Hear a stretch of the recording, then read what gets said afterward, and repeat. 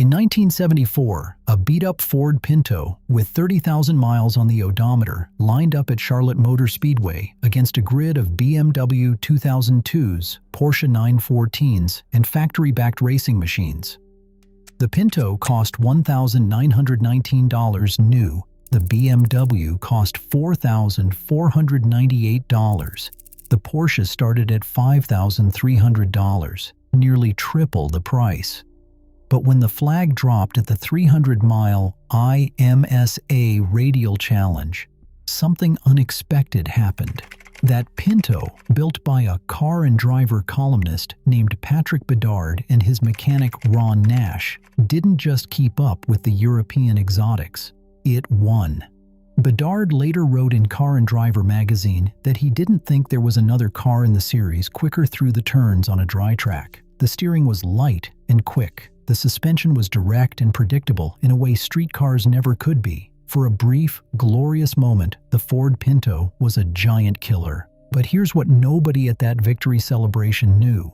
The same car embarrassing Porsches on the racetrack was killing families on American highways. And Ford Motor Company had the crash test data to prove it before they ever sold the first one. This is the story of the Ford Pinto. The car that won races, the car that burned children alive, and the $1 plastic shield Ford refused to install. The Pinto's racing story begins with a man named John Bishop, the founder of the International Motorsports Association, IMSA. In 1971, Bishop created the Radial Sedan Series, later known as the Baby Grand Series. The concept was simple. Take showroom stock subcompact sedans, strap on mandatory street radial tires, and let them fight. The rules were brutal in their simplicity.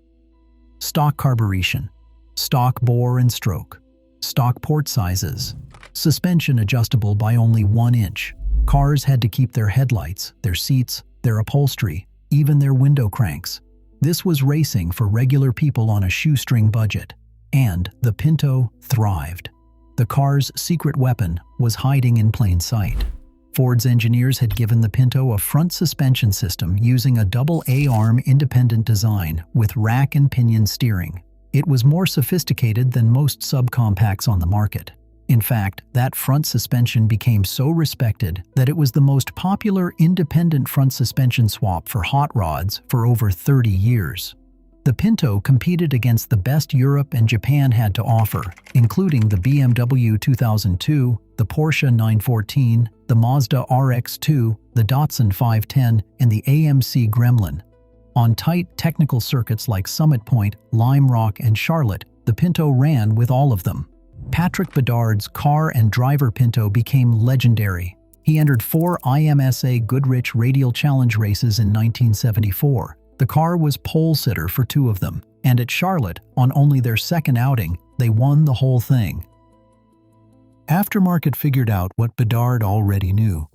Companies like Racer Walsh and Esslinger Engineering could extract 150 to 230 horsepower from the Pinto's 2.3-liter 4-cylinder engine, naturally aspirated. With turbocharging, they could push it to 750 horsepower. A modified Pinto called the Pangra, using a Spearco turbo kit, could hit 60 miles per hour in 7.5 seconds. The Porsche 914S took 10.5 seconds. And the Pinto cost less. Most people know the Pinto as a death trap, but the racing community knew it as a weapon. If you've never heard this side of the story, you're not alone. Hit subscribe if you want the full picture on cars like this, not just the headlines. Now let's talk about what was happening on the other side of this car. Because while those Pintos were winning races, families were burning alive on American highways. The Pinto's fuel tank sat in a death trap. Ford knew it. The car was designed with the fuel tank positioned between the solid live rear axle and the rear bumper. There were only 9 inches of crush space back there, far less than any other American automobile or any Ford overseas subcompact. The rear bumper itself was essentially ornamental, less substantial than any other American car's bumper at the time. What happened in a rear-end collision was devastating. 4 bolts protruded from the rear differential directly adjacent to the tank. On impact, the tank would slam forward into the differential housing. Those bolts would gash holes in the fuel tank. At the same time, the tube connecting the gas cap to the tank would rip away, causing immediate fuel spillage. Welds on the car's floor could split open, allowing gasoline to spray directly into the passenger compartment. At 40 miles per hour, the doors jammed shut. Passengers were trapped in the inferno. Ford Crash tested the Pinto more than 40 times before it ever went on sale. Of 11 pre-production tests at speeds averaging 31 miles per hour, 8 resulted in ruptured fuel tanks. Every test above 25 miles per hour without structural modification failed. The 3 tests that passed had been modified. One had a plastic baffle between the tank and differential housing, cost approximately $1, weight approximately 1 pound. Another had a steel shield behind the bumper. A third had a rubber bladder lining the tank. Ford also owned the patent on a far safer gas tank design called a saddle-type tank that sat over the rear axle instead of behind it. They used it successfully in the Ford Capri. It survived 60 miles per hour rear impacts in Ford's own testing. Dr. Leslie Ball, the retired safety chief for NASA's manned space program, later called the Pinto's release the most reprehensible decision in the history of American engineering. So why did Ford sell it anyway? One name, Lee Iacocca. Lee Iacocca was Ford's president from 1970 to 1978, and he was the driving force behind the Pinto. Internally, employees called it Lee's car. Iacocca established an iron mandate, under 2,000 pounds and under $2,000. He enforced these limits ruthlessly. Even when crash tests showed that a 1-pound, $1 plastic shield prevented tank puncture, the fix was rejected. Extra cost, extra weight. The culture he created actively suppressed safety concerns. An anonymous Ford engineer later told Mother Jones that nobody went to Iacocca to tell him the gas tank was unsafe. That person would have been fired. Safety was not a popular subject around Ford in those days. With Lee, it was taboo. Frank Olson, the engineer in charge of crash testing, reportedly decided not to reveal test results to Iacocca directly. The fix that could have saved lives sat on a shelf because nobody wanted to be the person who slowed down Lee's car. Available fixes ranged from $1 for a plastic baffle to around $8 for a rubber bladder to $15 for a comprehensive reinforcement package. That package would have made the tank safe at 34 to 38 miles per hour impacts. None were implemented during initial production. On September 1973, 2 Ford engineers named E.S. Grush and C.S. Sonby authored a document that would become one of the most infamous corporate memos in American history. The document was titled Fatalities Associated with Crash-Induced Fuel Leakage and Fires. Time magazine later called it one of the auto industry's most notorious paper trails. The math that made it notorious looked like this. Benefits of the fix: 180 burn deaths multiplied by $200,000 per death equals $36 million. 180 serious burn injuries multiplied by $67,000 equals $12.06 million. 2,100 burned vehicles multiplied by $700 equals $1.47 million. Total benefit, $49.5 million. Cost of the fix: 11 million cars multiplied by $11 per car equals $121 million. 1.5 million light trucks multiplied by $11 equals $16.5 million. Total cost, $137.5 million. Since $137.5 million exceeded $49.5 million, the modification was deemed not cost-effective. Ford put a price tag on human life and decided paying for deaths was cheaper than preventing them. But something most people do not know about that memo complicates the story. Later scholarship, especially Gary Schwartz's landmark 1991 paper in the Rutgers Law Review, established several corrections to the popular narrative. The memo concerned federal rollover standards for all vehicles sold in the United States, not specifically the Pinto or rear-end collisions. It covered 12.5 million vehicles across all manufacturers, not just Ford. It never mentioned the Pinto by name, and it was written in 1973, 3 years after the Pinto went into production, so it could not have been used for the original design decision. However, Separate internal Ford documents from April 1971, specifically a Fuel System Integrity Program financial review distributed to Ford vice presidents, did recommend deferring safety fixes to save approximately $20.9 million. The appellate court later found this showed Ford made a conscious and callous disregard of public safety in order to maximize corporate profits. The nuances matter, but the core truth remains. Ford engineers proposed fixes. Management said no. On May 28, 1972, a woman named Lily Gray was driving her 1972 Pinto on Interstate 15 near San Bernardino, California. Her passenger was a 13-year-old boy, Richard Grimshaw, a neighbor's son. The car stalled because of a defective carburetor float, and a 1962 Ford Galaxy struck the Pinto from behind. The fuel tank ruptured. Lily Gray died of burns while en route to the hospital. Richard Grimshaw suffered third-degree burns over 90% of his body. He lost portions of several fingers and his left ear. He underwent more than 60 surgical operations with only limited success. At 13 years old, he was permanently disfigured. On August 10, 1978, 2 months after Ford's recall announcement, but before parts had reached dealers, 3 teenage girls climbed into a 1973 Pinto in Goshen, Indiana. Judy Ann Ulrich was 18, her sister Lynn Marie was 16, and their cousin Donna was 18. They were heading to a church volleyball game. Judy had bought the Pinto with her father as a high school graduation present. When Judy slowed to check the gas cap, a Chevrolet van driven by a 21-year-old man, Robert Duggar, rear-ended them. Eyewitness Alfred Clark estimated the van at 40 to 45 miles per hour and the Pinto at 30 to 35 miles per hour. He later described the impact with words that still haunt. The Pinto just blew up like a napalm bomb. Lynn Marie and Donna were burned to death inside the car. Judy was pulled out after 3 attempts but died hours later in the hospital. Their mother, Mattie Ulrich, later testified she received the recall notice in February 1979, 6 months after her children were killed. Robert Duggar, the van driver, was never charged. NHTSA documented 27 deaths and 24 non-fatal burn injuries from 38 rear-end fire collisions involving 1971 to 1977 Pintos. Mark Dowie's 1977 Mother Jones article, Pinto Madness, claimed 500 burn deaths, calling it a conservative estimate. CBS's 60 Minutes Later broadcast a figure of 2,000 deaths. Scholars have described those higher figures as wild and unsupported.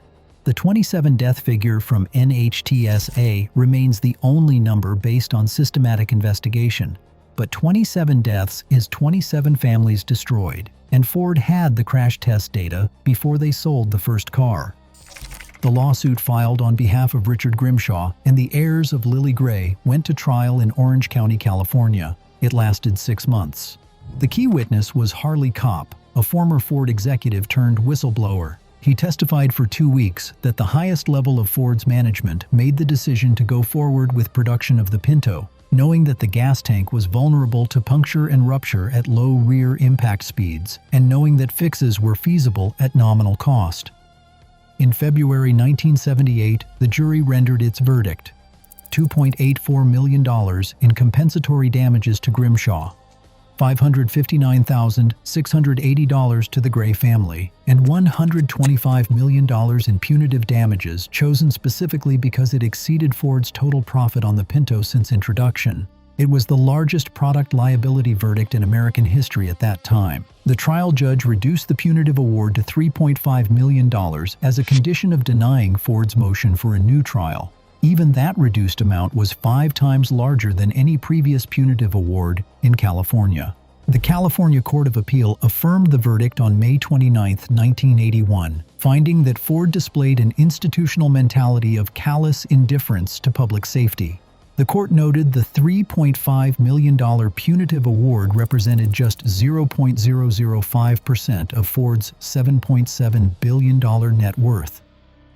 But the Grimshaw verdict was not the only legal reckoning Ford faced. In September 1978, an Elkhart County grand jury in Indiana indicted Ford Motor Company on 3 counts of reckless homicide for the deaths of the Ulrich sisters.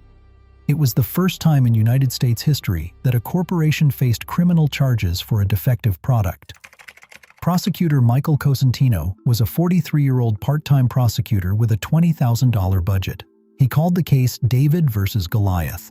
Ford retained James F. Neal, a famous Nashville trial lawyer and former Watergate prosecutor, leading an 80-person defense team with a rumored $1 million budget.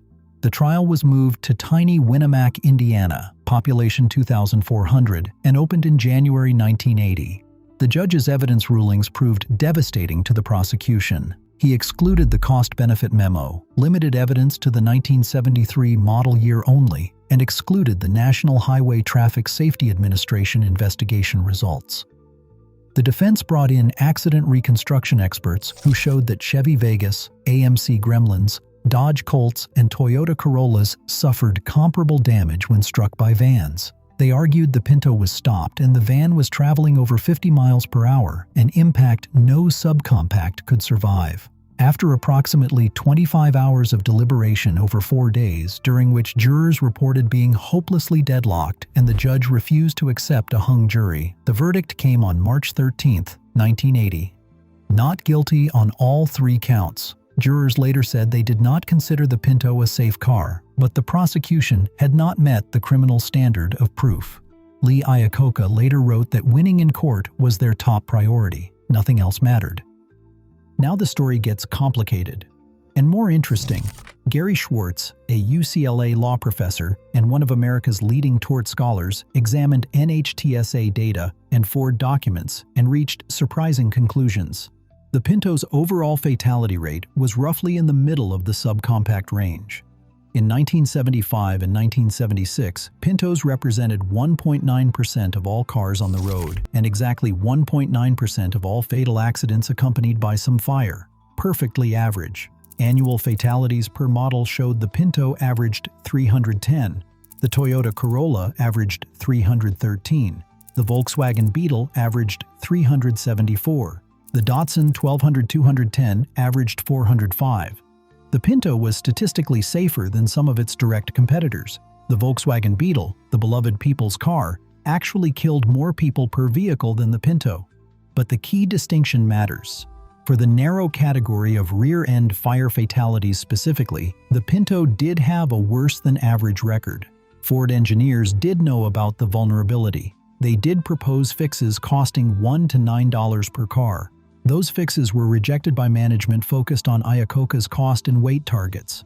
The nuanced truth is this: the Pinto was not uniquely dangerous among subcompacts. The death trap language was an exaggeration, but Ford did make conscious choices to prioritize cost over available safety improvements within a corporate culture that suppressed safety concerns. Dennis Gioia was Ford's field recall coordinator starting in 1973. He reviewed the Pinto fire data twice with Ford's internal recall evaluation group. Both times, he voted not to recall. Today, Gioia is the Robert and Judith Orritt Klein Professor of Management at Penn State's Smeal College of Business. He still teaches the Pinto case to MBA students. His teaching method is haunting. He asks students to role-play as the recall coordinator. Most vote to recall. Then he reveals that he was that person, and he didn't. The room goes deathly silent. His message to students is simple: if it could happen to me, it could happen to anybody. In his 1992 paper in the Journal of Business Ethics, Gioia described how corporate cognitive scripts prevented him from framing the issue in ethical terms. He was not evil. He was embedded in a system that made catastrophic decisions feel routine. A 2024 study from Fort Hays State University found that 56.8% of students given the same information as Ford executives made the same choice to proceed without modifications. The Pinto case is not about one villain. It is about how good people make terrible decisions inside broken systems. The Pinto changed everything. Federal Motor Vehicle Safety Standard 301, which had no rear impact requirement when the Pinto launched, was expanded to require 30 miles per hour rear-moving barrier testing by 1977. It was eventually upgraded to 50 miles per hour testing by 2009. The 1978 Pinto recall of 1.5 million vehicles was the largest automobile recall in history at that time, solidifying the National Highway Traffic Safety Administration's authority to investigate and compel recalls. In product liability law, Grimshaw versus Ford established that manufacturers face massive punitive damages for conscious disregard of safety. Indiana versus Ford set the precedent that corporations can be criminally charged with homicide for defective products. The Pinto became the template through which all subsequent automotive safety scandals are understood. General Motors' ignition switch failures killed over 124 people after decades of inaction over a pennies per car fix. Takata's exploding airbags killed over 35 people and triggered 100 million recalls. And Volkswagen's Dieselgate showed the same pattern of corporate failure. During its 2014 crisis, General Motors specifically stated that it had not conducted Pinto-style cost-benefit analyses. That was a direct indication of the memo's cultural shadow. The Pinto memo is routinely invoked whenever corporate documents weigh human life against profit, from Facebook's internal research to Boeing's 737 MAX decisions. Richard Grimshaw, who was burned over 90% of his body at age 13, would now be approximately 66 or 67 years old. He has not given public interviews in recent decades. The Ulrich family never got justice. The van driver was never charged. The civil suit yielded only $7,500 per plaintiff. Ford won in criminal court. Lee Iacocca went on to become CEO of Chrysler and a cultural icon who appeared in his own commercials telling Americans to buy American. The Pinto stopped production in 1980 after selling 3.15 million units over its decade-long run. The Ford Pinto is the only car in American history that can claim both of these stories. It was the underdog that won races against Porsches on talent and on a $2,000 budget. And it was the result of a corporate calculation that valued shareholder profit over the lives of teenagers driving to church volleyball games. The same Lee Iacocca mandate that made the car light enough to corner with European sports cars also made it too cheap to survive a 25 miles per hour rear-end collision. Revisionist scholarship does not exonerate Ford. It complicates the story in ways that make it more tragic. The Pinto was not uniquely dangerous. The Volkswagen Beetle killed more people per vehicle, but Ford had the crash test data. They owned the patent on a better tank design, and they chose not to spend $1 per car to prevent what everyone in the testing lab could see. If it could happen to them, it could happen to any company. It could happen to any of us. That is the real lesson of the Pinto. Not that Ford was uniquely evil, but that systems can make good people complicit in catastrophic decisions. Unless we build cultures that prioritize speaking up over going along, it will happen again. If this story made you think differently about how corporations make decisions, or about the cars you trust your family's lives to every day, hit subscribe. I cover the stories behind the machines that shaped our world, the triumphs, tragedies, and everything in between. I'll see you in the next one.